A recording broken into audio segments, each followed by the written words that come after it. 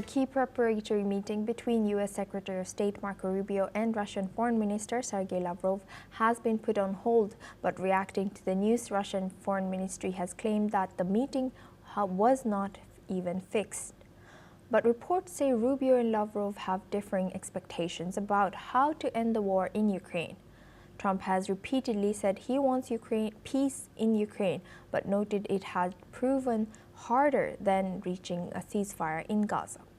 The White House and Kremlin have not commented on how the delay might affect the upcoming Budapest summit. The US and Russia are expected to hold further talks this week to determine next steps as Trump continues to push for a durable peace solution. Trump has met Putin in August in Anchorage, Alaska, but sources said significant disagreements remain on the way forward. Now for this discussion, we are joined by retired Major General Dr. Rajan Kochhar. He's a senior strategic and defense expert, joins us live from New Delhi. Thank you very much, Dr. and Major General, for joining us again. Good to see you. Now, how do these differing expectations between even the envoys and delegations, and also the US and Russia, impact the prospects for resolving this war? Good afternoon, Asubha, and thank you for bringing me you into this discussion. You see, what is happening is that this entire geopolitics of this region is presently in a state of flux.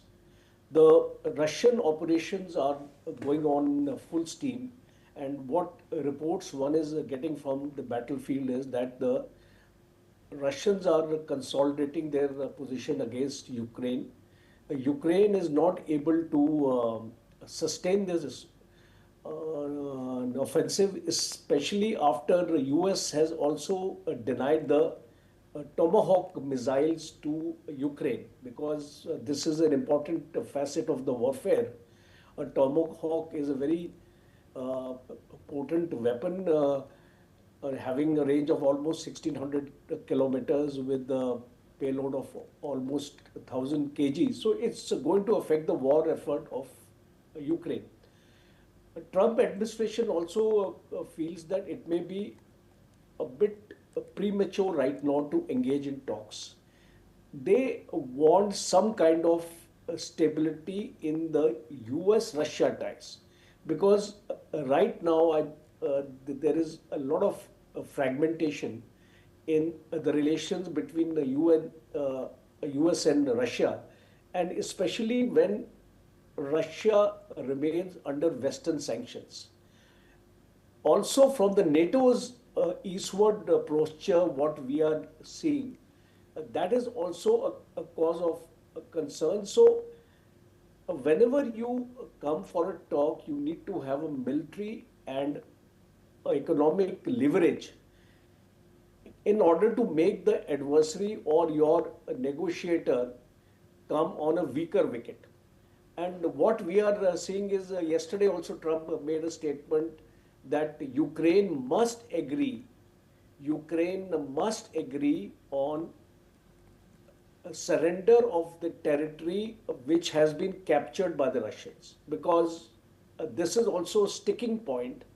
And when you come to a negotiation, this aspect has to be formalized between United States, Europe, NATO, and Ukraine.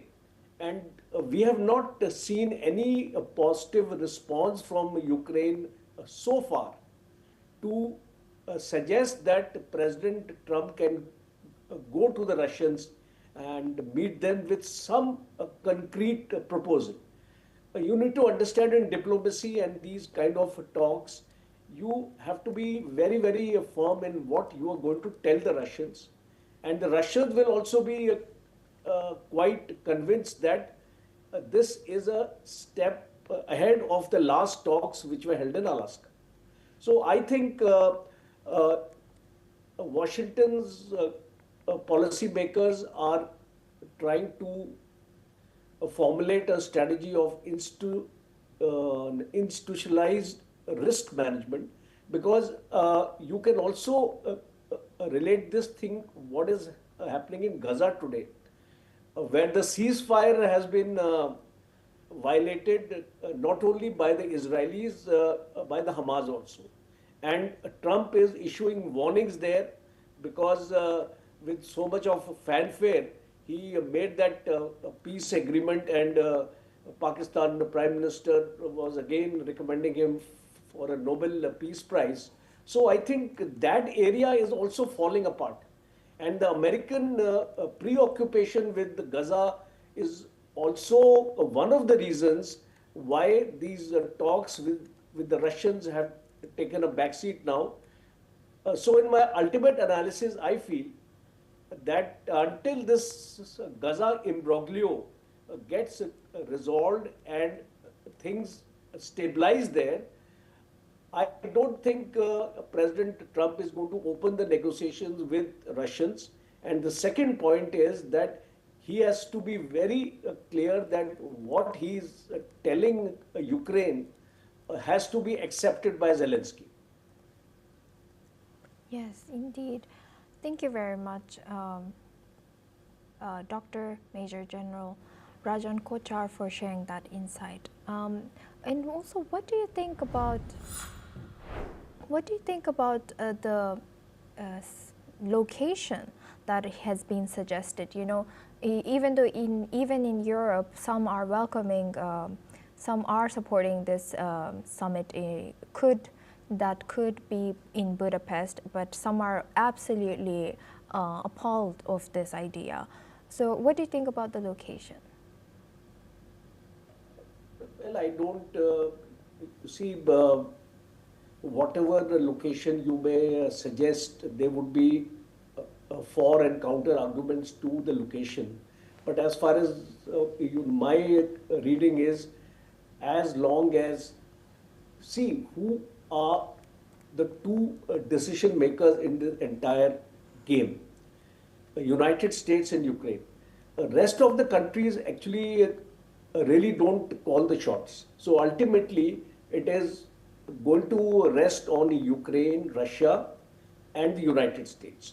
These are the three stakeholders, and if they don't have any problem in the location, because so far I haven't heard any comments or a statement coming from Ukraine or Russia to suggest anything wrong with that location. So I think it's one of the European countries where they are meeting. I don't think that should be a concern for either of them. Great. Thank you very much for sharing that insight. Please stay with us as we come back to you for our next discussion as well.